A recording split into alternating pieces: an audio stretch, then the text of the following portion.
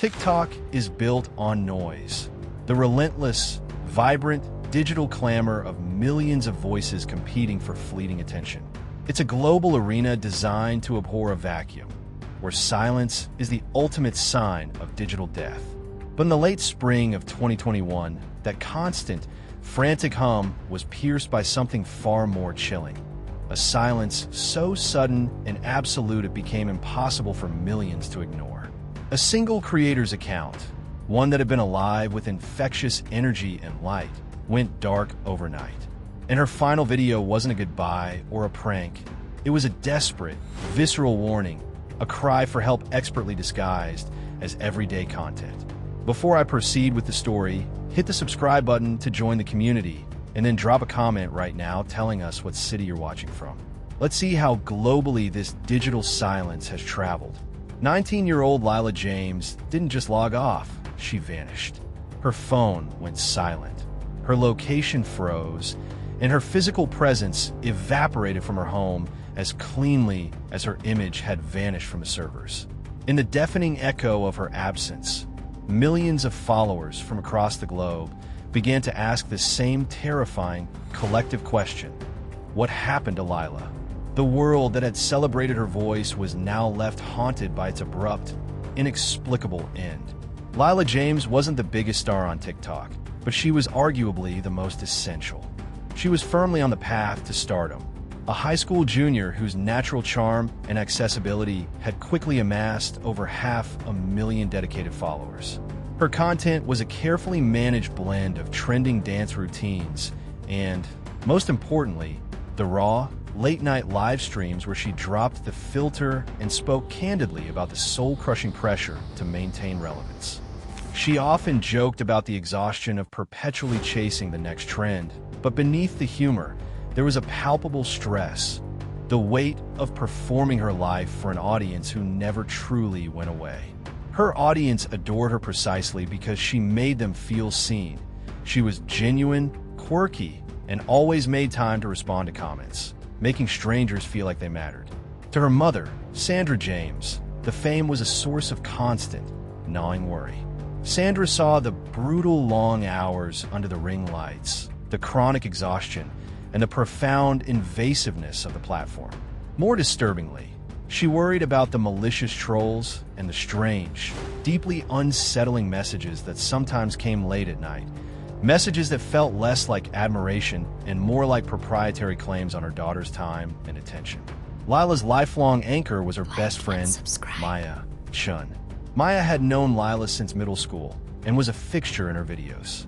Maya watched Lila's meteoric rise with genuine affection, but she alone witnessed the hidden toll, the relentless cycle of performance, and the way strangers gradually felt entitled to know, judge, and own Lila's every move and emotion. When the digital silence began, the real-world investigation fell to Detective Aaron Cole. A meticulous veteran of the Major Crimes Unit, Cole was cynical and initially dismissive of anything involving social media drama. He preferred the verifiable facts of financial fraud to the shifting sands of online notoriety. But as the unsettling digital and physical details began to unfold, his bureaucratic reluctance gave way to a cold, professional determination. The subtle anomaly began on the night of May 22nd, 2021. That night, Lila uploaded a TikTok unlike any other. There was no upbeat music, no polished editing, and no playful filters. It was just a shaky, raw video filmed in her bedroom. Her caption, stark and unnerving, read, "Sometimes you feel like someone's watching you, even when you're alone." Lila sat on the edge of her bed, her makeup smudged, her eyes wide and bloodshot. Her voice, usually bright and melodic, wavered with an unmistakable tremor. She spoke briefly, disjointedly, about feeling overwhelmed, but her eyes never focused on the lens. They darted constantly off camera, as if tracking movement or noise that the viewers couldn't see, that the microphone couldn't capture. The entire atmosphere of the video felt wrong, like a scene being shot under duress. Then, a sudden, jarring cut. The 6-second video simply ended. The fan reaction was instant and visceral. while some dismissed it as a dark stunt. A growing, uneasy current among her most loyal followers felt the disquiet deep in their bones. They commented instantly that her fear was uncanny, her gaze was too real, and the sudden finality of the cut felt like an interruption, not an edit. The next morning, the silence was absolute. No new video, no livestream.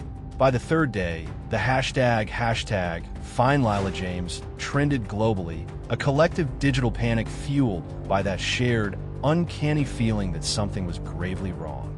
Sandra went straight to the police, pleading that her daughter, though an adult, was meticulously careful and never deviated from her content schedule without notice.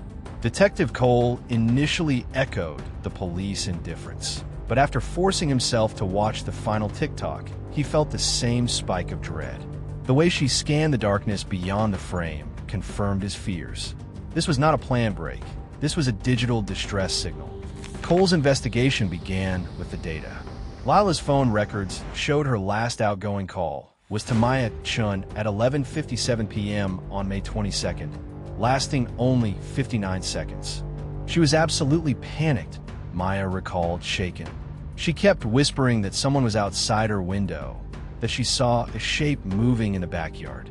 I told her to call 911. Then, the line just went dead. Not a hang-up, just silence. The physical evidence inside Lila's bedroom was a study in profound, baffling contrast. Her wallet, her house keys, and her expensive laptop were all left behind, the laptop frozen mid-scroll on the TikTok analytics dashboard. Everything required for her daily life was present, except the device that defined her existence. Her personal cell phone was completely gone. The forensics team found no signs of forced entry. The locks were intact. Nothing inside the room was disturbed, which suggested terrifying access and stealth. But outside, the meticulous crime scene broke. In the soft, damp soil beneath her bedroom window, forensics found a single, distinct footprint. It was large, deeply pressed into the earth, clearly left by a work boot, and sized approximately size 11. Male. This was enough to obliterate any theory of a voluntary disappearance. This was an abduction, carried out with a horrifying level of precision and silence. As the police investigation intensified, the internet continued its chaotic, decentralized search.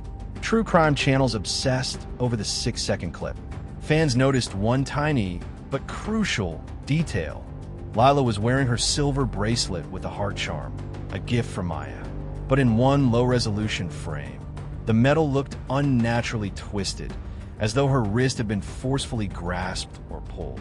The detail suggested a struggle that happened too quickly or quietly to disturb the rest of the room. In the midst of the online chaos, a genuine, cryptic clue surfaced. Buried deep among thousands of fan comments on Lila's last video, an anonymous account posted one single, unsettling line. "Check the old train yard." The comment vanished moments later, but Maya Chun, obsessively monitoring the feedback, had been fast enough to capture a screenshot. The Crestwood train yard was a sprawling, industrial graveyard, decades abandoned, a perfect maze of decaying, cavernous warehouses. Cole and his team arrived at dawn one misty morning. The air was heavy with the smell of decay, and the absolute silence was unnerving. After a tense search, behind one desolate warehouse, half buried in sharp gravel, they found the first definitive piece of physical evidence, a pink phone case glittering with small, embedded stars. Just beneath the empty case, they discovered a scrap of thick, dark fabric. Forensics later confirmed the worst. The scrap was torn from a dark gray hoodie, matching the exact material and color of one Lila had been wearing. Lila had been there, but the massive warehouse itself was empty. No phone, no girl, just the heavy, crushing silence. Faced with the grim reality of the train yard, Cole dove deeper into Lila's direct messages, DMs. Among the thousands of fan messages, one account stood out with terrifying clarity at "Watch Her in the Dark." The messages were a slow, escalating cycle of obsession. At first, they were flattering, praising her work with unnerving specificity. but they quickly devolved into invasive, possessive statements. I see you. You belong to me. We'll meet soon. The messages were not sent in bulk. They appeared at odd hours, often mirroring Lila's own anxious late-night posts, proving the sender was watching her in real time, even when she was offline. The anonymous account was traced to a prepaid burner phone, purchased with cash from a convenience store. Surveillance footage from the shop showed a man in a plain baseball cap, tall, broad-shouldered, meticulously keeping his face turned away from the internal security cameras. The man's build and the size 11 footprint were horrifyingly consistent. The theory of a mere runaway was absolutely dead. This was a highly targeted, premeditated abduction by a long-term stalker. And then, 1 week after Lila vanished, when the initial news cycle had begun to cool, something impossible happened. Her TikTok account came alive again. A new video appeared. No caption, no music, just 6 seconds of blurry, handheld footage. It showed a dark, confined room. A single antique wooden chair sat facing the wall, and a long, distorted shadow moved slowly across the bare concrete, obscuring whatever was in the chair. The internet erupted once more. But Cole knew this wasn't random. This was a precise, calculated taunt. Someone had accessed her phone. Someone was using her platform, her fame, her digital identity, to turn her tragedy into a real-time spectacle. Cole isolated the 6-second footage, analyzing it frame by pixelated frame. The room was dark and damp, and at the 3-second mark, in the extreme corner of the frame, he caught a reflection in a cracked, antique mirror hanging on the far wall. He isolated the image. It was a man's silhouette, tall, broad shoulders, partially obscured by the same baseball cap seen in the store surveillance. It was the build of the man who left the footprint. The suspect wasn't hiding his activities in the dark web. He was staging a performance, using Lila's own massive platform to turn her disappearance into a terrifying, real-time game for millions of fascinated spectators. Sandra James saw the still-frame image on the television news and broke down. "He's using her," she sobbed. "He's playing with us with her." Detective Cole clenched his jaw, his initial cynicism replaced by a cold fury. This wasn't just about finding Lila anymore. It was about stopping a predator who was leveraging the very mechanism of modern fame to fuel his own wicked public performance. In the age of TikTok, disappearances don't fade into silence. They echo, replayed and dissected by millions. But when a predator turns that echo into a stage, when silence itself becomes part of the horrifying, personalized performance, the truth grows exponentially harder to find. 19-year-old Lila James walked out of her bedroom one night and into the dark. Now, her own highly public account has become the primary tool in her captor's horrifying scheme. The question is no longer just where is she? The terrifying new question is, will he make us watch next? This was Trace Crime Files. Subscribe for more stories where truth is stranger than fiction, and justice is never as simple as it seems.